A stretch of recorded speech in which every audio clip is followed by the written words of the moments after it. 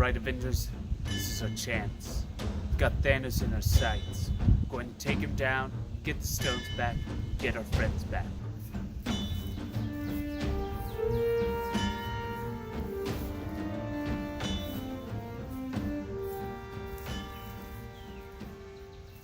Cease! Strange, what are you doing? You know how I look forward in time. It's over 14 million possible futures. You can do that? Yeah, he thinks he's Merlin. What about it, Strange? Only in one of them we won.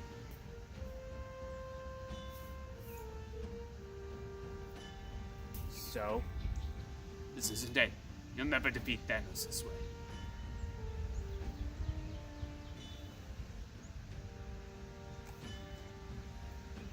Wait a second. This doesn't add up. What do you mean this isn't it? Do you have a better plan? No, I can't. Guys.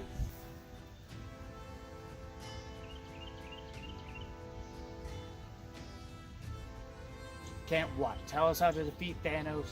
Guys, what? Strange, weren't you tested by Thanos? How are you here? My astral projection. Well, Thanos just spotted us. Yeah, we're dead.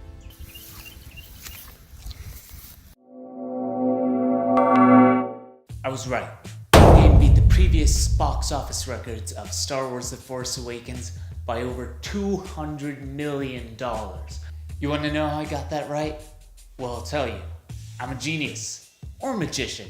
All I say comes to fruition. Nothing clouds my vision. I see the future with precision. They say hindsight's 20/20. I only make good decisions. And that's all.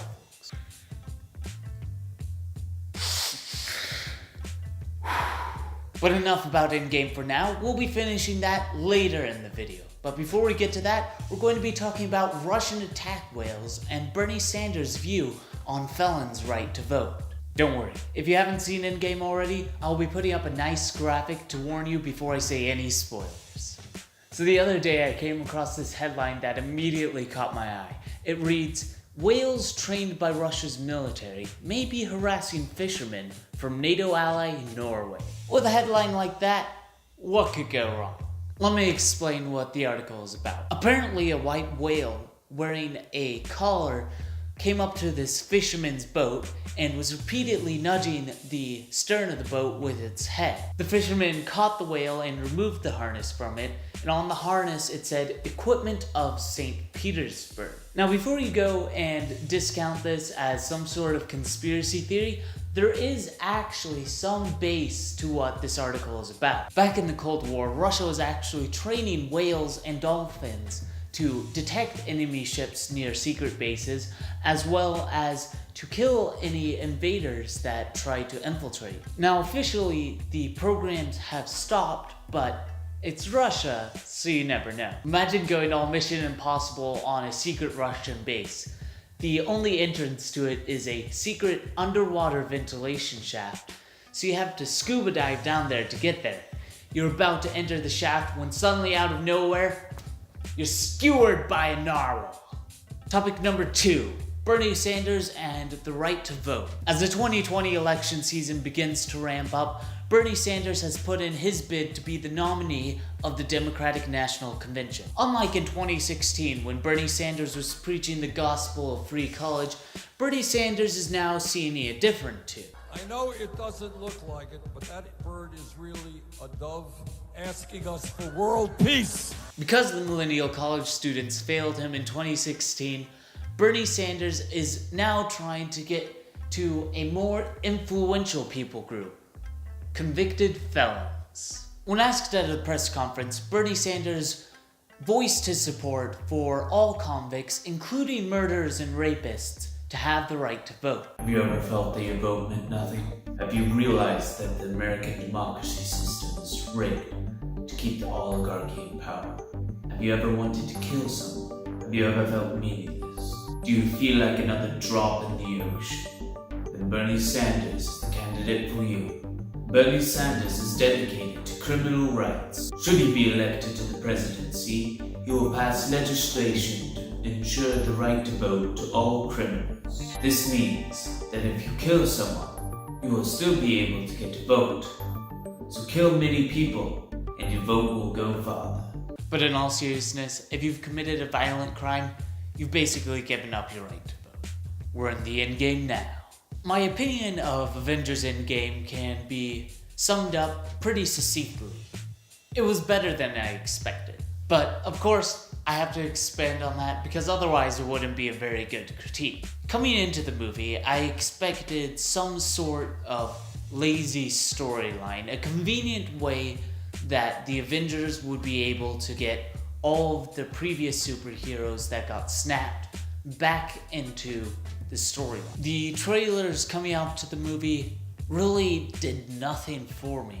I thought they were just mediocre trailers that were a letdown after Infinity Wars. But when I actually watched the movie, I was very pleasantly surprised at how they did it. It's kind of hard to explain without spoiling anything, but because they were dealing with fewer heroes this time, they were able to give each of the heroes their own story arcs. Except for War Machine. He's kind of just there to reference old movies. Don't worry, if you're not able to click away fast enough during the spoiler animation, I'll not be starting the spoilers right off. If you want to skip to the outro, there will be a timestamp in the description or in the comments, not sure, that will give you the time for the outro if you're interested in watching that, which, let's be honest, you probably aren't. The first 15 minutes of the movie show how good of a villain Thanos really was. Almost immediately, the heroes find where Thanos is hiding, and they go there to kill him and to take the Infinity Gauntlet back so they can save their friends. Only problem with that is that when they get there, Thanos reveals that he has destroyed the Infinity Stones. Best part about that scene though is when Thor went for the head, though he does get a bit of PTSD. So the main plot device of this movie is that they're able to figure out time travel, thanks to Ant-Man and the Wasp's end credit scene, and travel back in time to collect the Infinity Stones before Thanos snapped, so they can bring the stones forward in time, so then they can snap their friends back into existence, and then they can put the stones back where they got them from so that the universe doesn't spiral into chaos.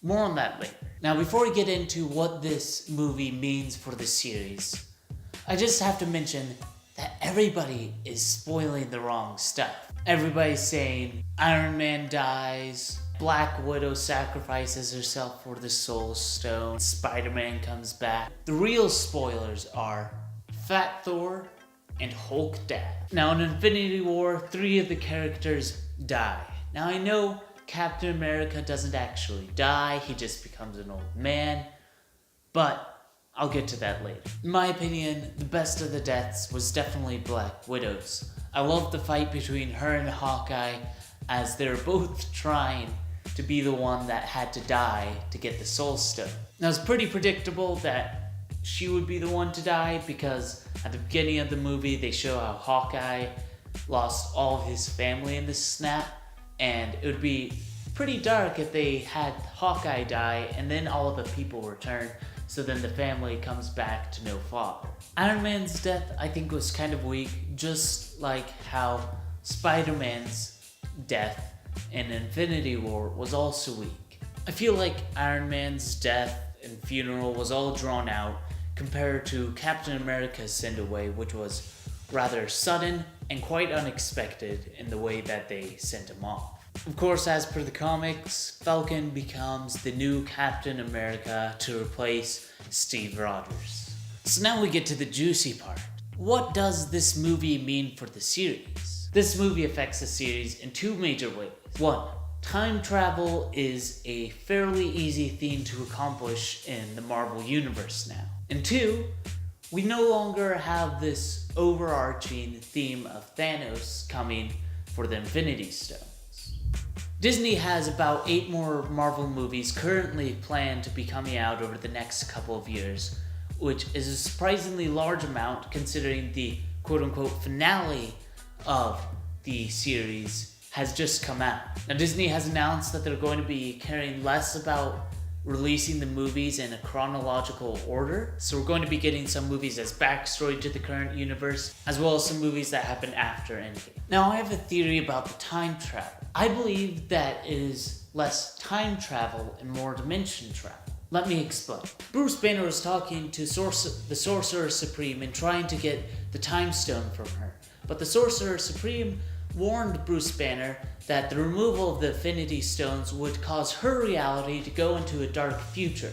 Now this dark future wouldn't be the same future as the one that Bruce Banner had come from, implying that it would be another dimension. Also, none of the heroes such as Captain America or Nebula ever remember meeting themselves in the past, and also Thanos never went to the future in the past. This implies that rather than gathering the Infinity Stones from earlier in their reality, they were gathering the Infinity Stones from another reality and bringing them into theirs. What I'm saying is that probably the next story arc of the Marvel Cinematic Universe will be about alternate dimensions, because they've done some of that stuff with the Marvel comics before. For example, in the Captain Britain comics, the Exiles comics, the X-Men comics, it also explained how Howard the Duck is in the movies, considering in the comics how Howard the Duck came from an alternate dimension where ducks were basically the humans of the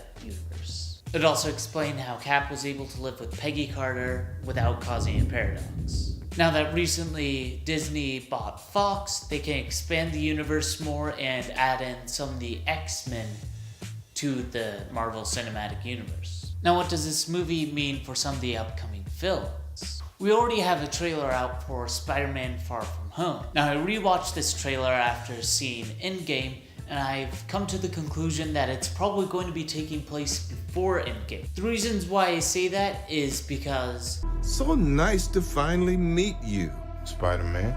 And also because Spider-Man isn't wearing the Iron Spider from Infinity. It'd also be kind of weird if conveniently his entire class had been snapped out of existence in Infinity War. Then we have Black Widow that's been announced. This movie is definitely going to be coming before Infinity War, and quite likely before Iron Man 2, if not way before that. It looks like this movie is going to be the origin story of Black Widow. Next, we have Guardians of the Galaxy MP3. Yes, I said MP3. Now, the first two movies were called, retrospectively for the first one, Guardians of the Galaxy Volume 1 and Guardians of the Galaxy Volume 2. This was in reference to the cassettes Awesome Mix Volume 1 and Awesome Mix Volume 2. At the end of Guardians of the Galaxy Volume 2, Peter Quill is given an MP3 player. So I'm hoping they're going to be naming the third one Guardians of the Galaxy MP3. If they don't, we'd write. So we don't know much about this movie yet. I'm hoping that it comes after Endgame so that we can have some fun stuff with Peter Quill and Thor. Hopefully we'll also get some more Howard the Duck. Then another movie has been announced called The Eternals, and we know absolutely nothing about that. So it's probably going to be coming after Guardians of the Galaxy Volume 2, but we don't know if it's going to be coming before Endgame or after. Hopefully we'll get some more Howard the Duck. Marvel has also announced that they'll be making a second Black Panther movie, which, if I'm guessing correctly, will happen after Endgame because Infinity War followed shortly after, canonically, Black Panther 1. Then, we also have Doctor Strange 2. Yeah, the series is nowhere close to coming to an end. Doctor Strange 2 is probably going to be happening before Infinity War 2, because otherwise the villain has had plenty of time to kill all of the sorcerers off. They're also probably going to be getting a movie about Shang-Chi, who is basically Marvel's Jackie Chan. Yeah, I know even less about this one than the Eternals. Hopefully we'll get some more Howard the Duck.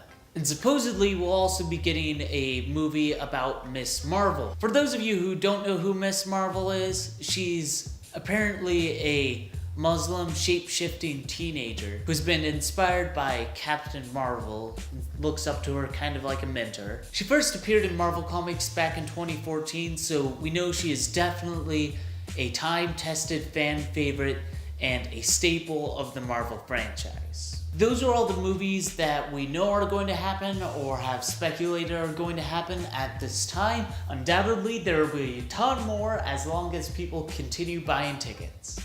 Alright, thank you for watching today's video. If you enjoyed, be sure to hit like and subscribe. If you want to see more of something, be sure to leave a comment. If you want to see something fixed, also leave that in the comments below. I'm Iron Man. In order to do my super scientific special experiments, I need money. So please donate to my Patreon, or else you can purchase shirts from my spread shop. So you spoiled the endgame. You know what you did was wrong. Now the question is, what are you going to do to make things right?